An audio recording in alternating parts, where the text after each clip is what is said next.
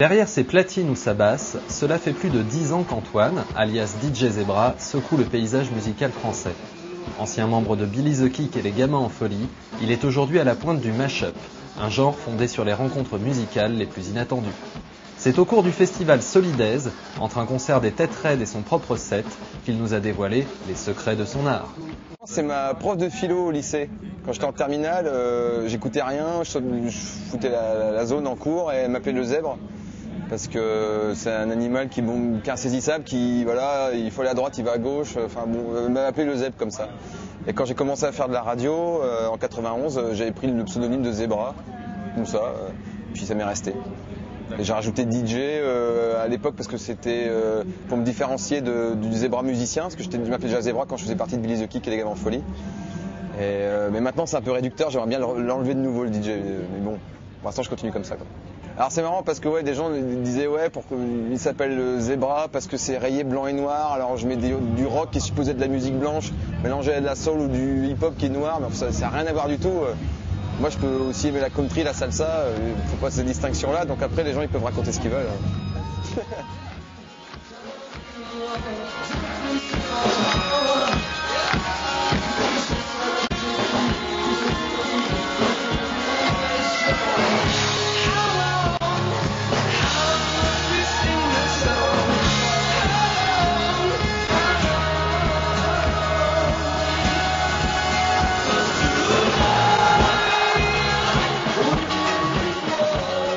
Le vrai nom pour ce que je fais, c'est vraiment le mash-up. Mash-up, ça veut dire mélanger les chansons entre elles, en créer une nouvelle. En anglais, ça vraiment désigne ce genre de mix. Bootleg, c'est différent, c'est le moyen de circulation. Que comme c'est pas destiné à sortir dans le commerce, parce qu'on ne demande pas l'autorisation aux auteurs, aux producteurs, aux éditeurs. Bootleg, ça veut dire production pirate, illégitime, illégale. Et donc moi j'aime bien, il y a un petit côté politiquement culturel, c'est-à-dire on s'en fout, on a des idées, on n'est pas là pour le profit. Donc bootleg ça veut dire ça désigne autant les live pirates enregistrés dans des concerts que ce genre de production. Mais évidemment nous bootleg, tel que je le fais, il y a une dimension plus créative. Donc moi je préfère ça. Et Bastard Pop, c'est le nom qui a été donné au mouvement des bootleggers, on dit pas mash-uppers, mais bon voilà, c'est des Anglais en 98, 99 quand c'est né, ils se sont dit voilà, Bastard Pop ça veut dire la pop bâtarde, parce qu'il n'y avait pas de style musical précis, c'est pas du funk, c'est pas du rock, c'est pas du hip-hop, c'est pas de la soul, mais c'est tout en même temps. Donc voilà, Bastard Pop. C'est de la pop avant tout parce qu'on ne mélange que des chansons très connues entre elles. Il faut pour que les gens pigent tout de suite qu'il y a quelque chose qui se passe, il faut qu'ils percutent, qu'ils connaissent ces deux chansons mais ils les ont pas entendues de cette façon-là. Donc voilà, alors après on peut nous reprocher de faire de la disco mobile ou voilà, de jouer que des tubes, mais de cette façon-là, il y a une dimension aussi underground. C'est quelque chose qui n'est pas encore vraiment grand public, alors moi j'aime bien ça aussi. Ouais. C'est marrant avant tout, c'est un exercice de style. Moi des fois je commence un bootleg puis je me marre d'avance parce que j'ai trouvé une connerie à faire, quoi. C'est un peu ça, quoi. Je dis tiens, je me souviens quand j'avais trouvé l'idée entre mélanger Diams à la Mano Negra, j'en rigolais d'avance parce que j'étais sûr, j'ai les gens qui adorent la Mano, ils vont être là, mais pourquoi il a fait ça, on n'a pas le droit de mettre Diams là-dessus, c'est honteux et tout ça. Et c'est vrai qu'il y a 2 ans, dans certaines soirées rock, quand je jouais des bootlegs, il y a des gens qui m'ont sifflé. Je me suis déjà fait siffler par une salle de 1000 personnes parce que j'avais mélangé Shaggy, Rage Against the Machine, et les gens ils étaient outrés, quoi. Ils se disaient on n'a pas le droit de toucher à Rage, c'est à nous, c'est comme toucher à Noir Désir ou toucher à Nirvana. Et pourtant les Tommy DJ ils avaient touché à Nirvana avant, mais c'était pas pour le même public, c'était pour un public branché, tout ça. Et moi je parle plutôt à un autre public qui écoute de la musique pop, qui est pas franchement branché par tout ce qui est techno, hip-hop, pas branché par la musique électronique. Je vais plutôt sur un terrain assez rock et chansons françaises. Et là, ils ont découvert un truc et souvent, ils étaient choqués. Et moi, ça me faisait marrer d'avance. Et puis après, je disais bien nul. Et puis après, ils sont revenus. Et une fois qu'ils avaient digéré le truc, maintenant, ça passe bien, quoi. Et je dirais même que maintenant, dans mes soirées, quand je joue un morceau normal, je dis mais pourquoi tu joues un morceau normal? Je joue des bootlegs, vas-y. Donc c'est là, des mentalités ont évolué, quoi. D'accord, c'est marrant, mais tu sais, on peut dire ouais, c'est des trucs de bidouilleur, toujours un petit peu péjoratif, c'est pas de la musique, tout ça.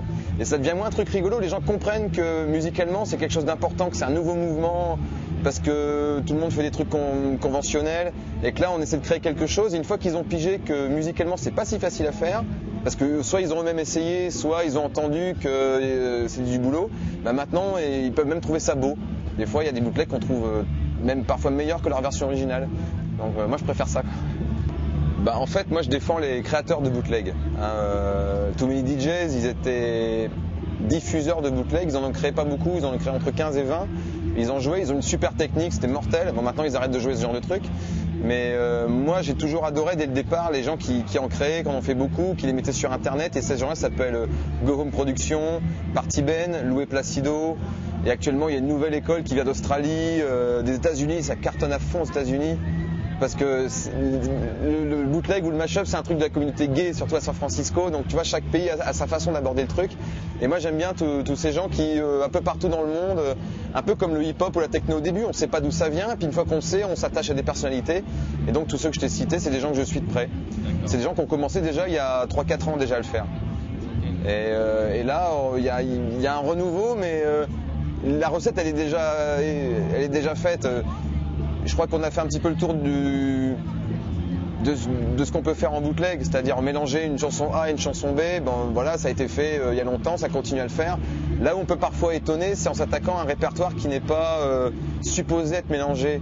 Et c'est ce que j'ai voulu faire moi à travers la chanson et le rock français, qui n'a pas l'habitude d'être remixé et qui n'a pas l'habitude non plus d'être joué par des DJ.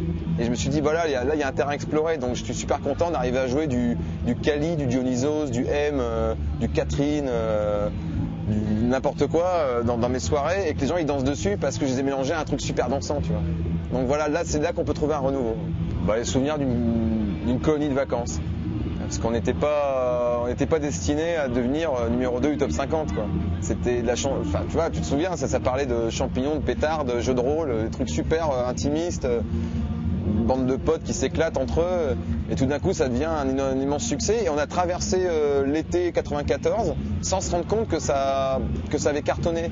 Parce qu'on n'était pas, on refusait toutes les télés, on était hyper dans le milieu alternatif quand même, on était proche des Ludwig von 88, on tournait dans les festivals de punk au printemps, l'été on se retrouve tout d'un coup sur les plages avec M6, on n'a rien pigé. Et puis à l'automne, tout d'un coup une plainte d'un flic de Nantes qui dit attention, cette chanson-là ça parle des pétards, le mec il a mis 6 mois à s'en rendre compte, et les radios, oh zut, ça parlait des pétards, on s'était pas rendu compte non plus, alors elles arrêtent de le jouer, et on retrouve notre public de base, et puis on se sépare en beauté, c'était prévu d'avance.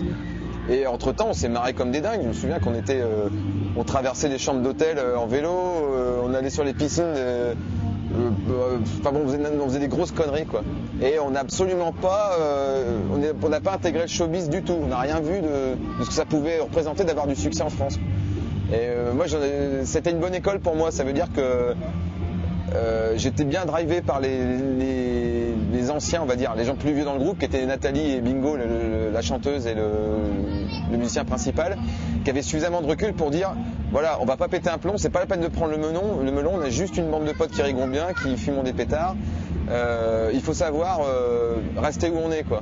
Voilà, faut rester proche des gens, et puis c'est tout. Et je continue à avoir cette attitude-là maintenant, 10 ans après, ça a été une bonne école pour moi, quoi.